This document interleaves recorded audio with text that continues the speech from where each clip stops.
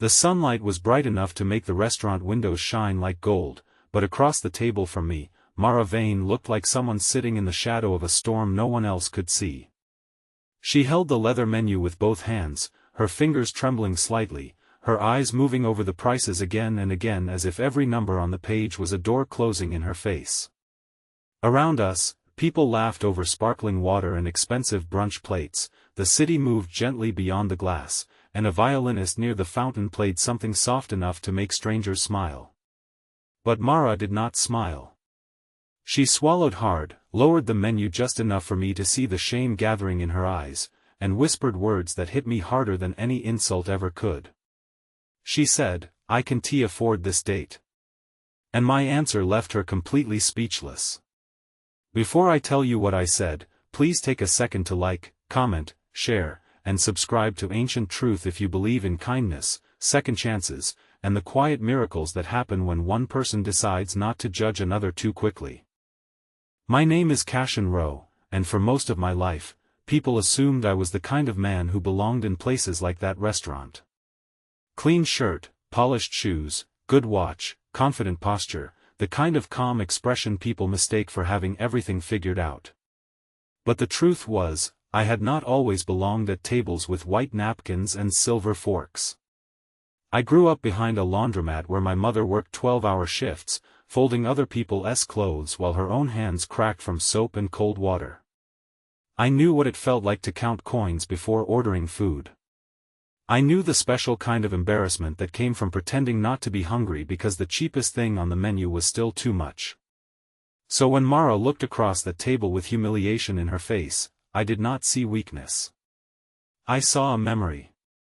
We had met 3 weeks earlier at a small bookstore on Briar Lane, one of those old places with wooden floors that creaked and shelves packed so tightly it felt like every book was leaning forward to listen. I had gone there to buy a gift for my niece, and Mara was standing by the poetry section with a stack of books in her arms, arguing softly with herself about which one she could afford. She had dark auburn hair tied loosely at the back, tired eyes, and a yellow dress that looked carefully ironed but old enough to have survived many summers. When a book slipped from her stack, I picked it up, and she thanked me with a smile that arrived slowly, like sunlight after rain. We talked about stories, old films, childhood dreams, and the strange way life sometimes makes people smaller before it teaches them how strong they are. By the time I left, I had forgotten the book for my niece and remembered only her voice. I asked her for coffee the next day, but she refused gently. Not rudely, not proudly, just with the quiet hesitation of someone who had learned that even simple invitations came with costs. I tried again a week later, this time suggesting a walk through the public garden. She said yes. That afternoon, under a bright blue sky, we walked past roses and children chasing pigeons, and she told me she worked as a caregiver for an elderly woman named Mrs. Holden. She loved the job, but the pay was thin, her rent had increased, and her younger brother's school fees had become her responsibility after their father disappeared from their lives. She did not say it in a way that asked for pity. She said it like a weather report. This is the storm. I am still walking. By the 3rd week, I wanted to take her somewhere beautiful, not to impress her, but because something about Mara made me want the world to be gentle for once. I chose a daytime rooftop restaurant overlooking the river, with sunlight pouring over the tables and soft music floating through the air. I told her it was just lunch, nothing serious, nothing fancy. But the moment we sat down and the waiter handed her the menu, I realized my mistake. Her face changed. Her shoulders tightened. Her eyes moved over the page and stopped breathing for a moment. I watched her try to pretend she was fine. I watched her smile too quickly, then look away. And when the waiter came to take our order, she closed the menu with trembling hands and said she needed another minute. I leaned closer and asked if she was okay. She tried to laugh, but it broke before it became a sound. Then she said it, barely above a whisper. I can't afford this date. Her cheeks flushed with embarrassment. She pushed the menu away as if it had accused her of something. I am sorry, Cashin. I should be checked before coming. I thought I could order something small, but even the salad is more than I spend on groceries for 2 days. I don't belong here. For a few seconds, I said nothing. Not because I didn't know what to say, but because I wanted to choose the words carefully. A wrong answer in that moment could have turned her shame into a wound she would carry for years. I looked at her, at the brave woman who had shown up in a faded yellow dress, who spent her days caring for someone else's mother, who carried her brother's future on her back, and who still apologized for not having enough money to sit at a table she had been invited to. Then I reached across the table, gently closed her menu, and said, "Mara, you were never invited here to pay. You were invited here to be treated." She stared at me as if the whole restaurant had gone silent. I continued before she could argue. I told her that a date was not a business agreement, not a test, not a performance where she had to prove she was worth the chair she sat in. I told her that I had chosen the restaurant, which meant I had accepted the responsibility. And then I said the words that made her eyes fill with tears. "The only thing I hoped you'd bring today was yourself. And you already did." Mara looked down quickly, but not before I saw the tears shining. She tried to wipe them away with the corner of her napkin, embarrassed again, but this time I did not let the moment become heavy. I called the waiter over and ordered for both of us, not the cheapest items and not the most expensive, just a simple lunch with fresh bread, grilled fish, roasted vegetables, and lemon tea. Then I asked Mara about the book she had bought from the store, and slowly, carefully, like a bird returning to an open window, she began to speak again. As the afternoon unfolded, the tension in her shoulders softened. Sunlight touched her hair. The river below moved like folded glass. People around us came and went, never knowing that at one corner table, a woman was learning how it felt to be treated without being measured. She told me about her brother, Naveen, who wanted to become an engineer but pretended not to care about school because he knew fees were difficult. She told me about her mother, who had passed away during a winter when medical bills swallowed everything they owned. She told me about the father who left and never called, and how she had stopped expecting rescue from anyone. Every word carried pain, but also dignity. Mara had not survived by becoming bitter. She had survived by becoming useful to everyone except herself.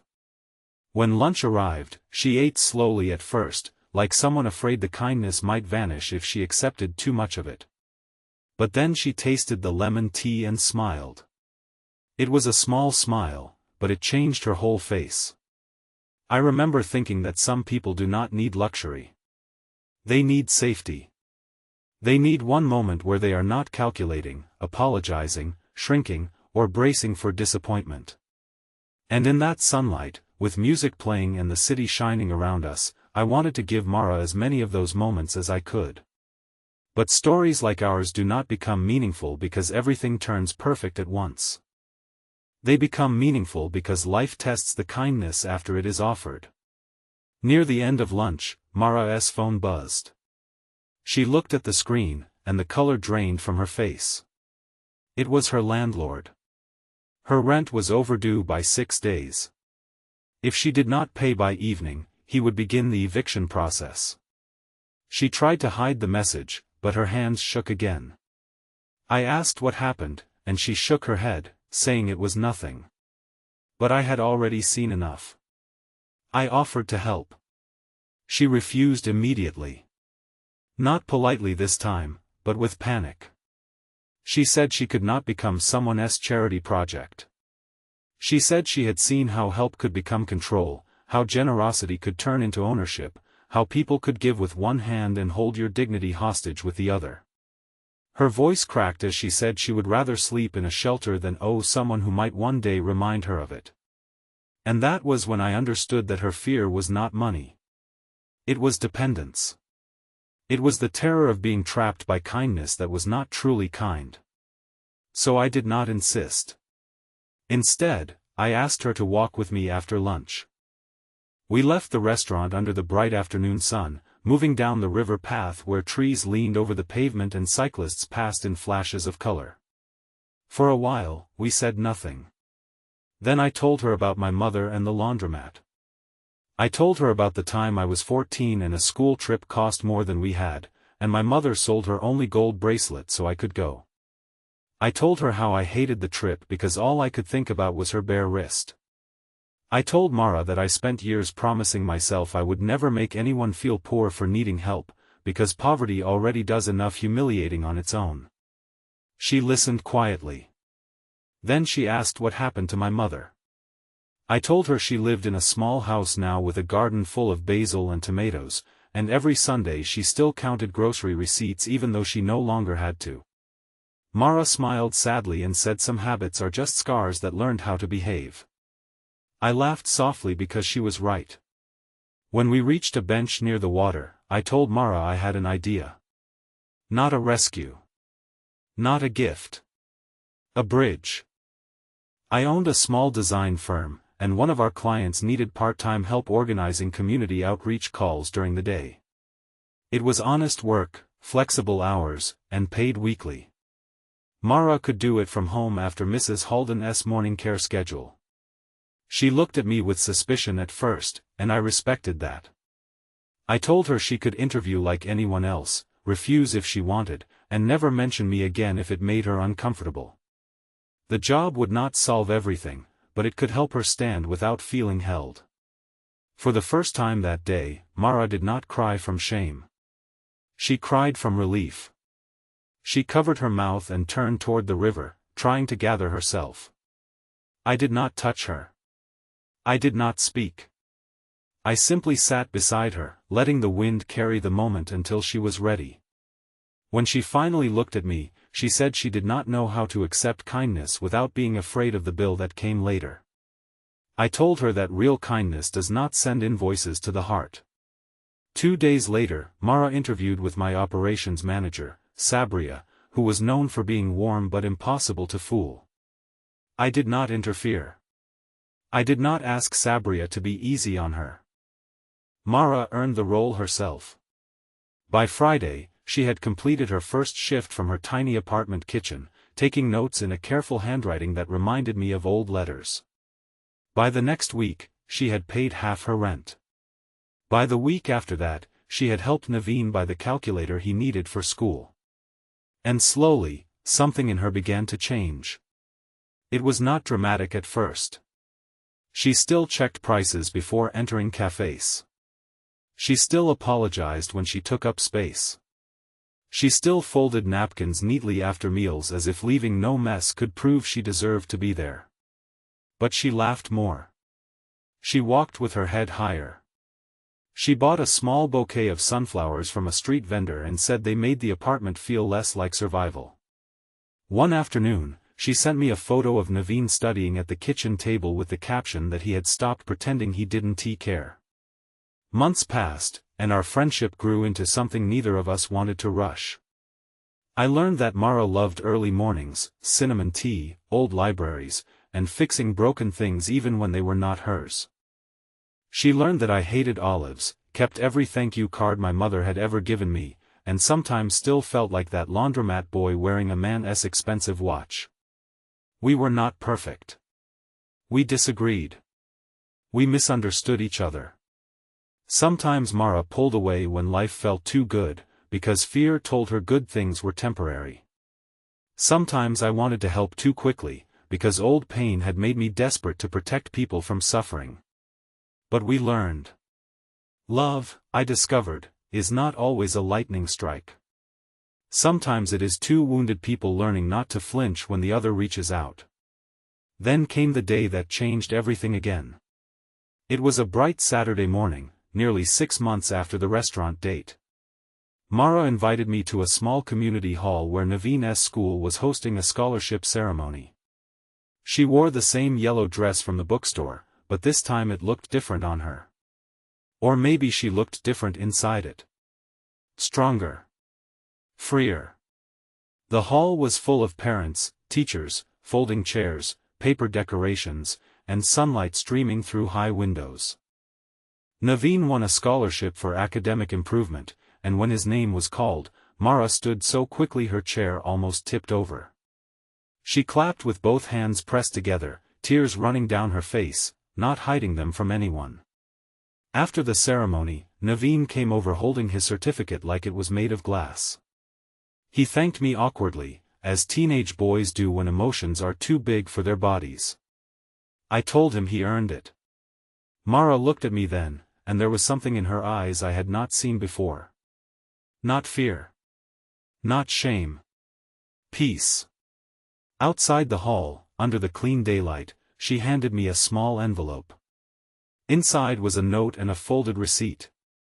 The receipt was from the restaurant where we had our first lunch.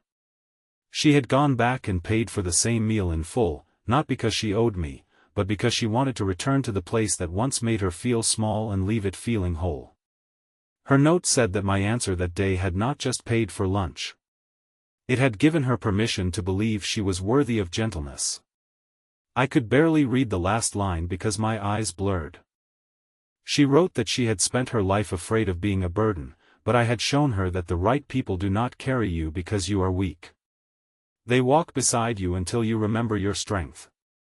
If this story touched your heart, please like this video, share it with someone who needs hope today, subscribe to Ancient Truth, and leave a comment about a moment when kindness changed your life. Your support helps this message reach people who may be silently waiting for a reason to believe again. Special request: comment kindness has no price if you believe no one should ever be made to feel ashamed for struggling. That afternoon, Mara and I walked back to the river where the sunlight danced across the water just like it had on our first real date.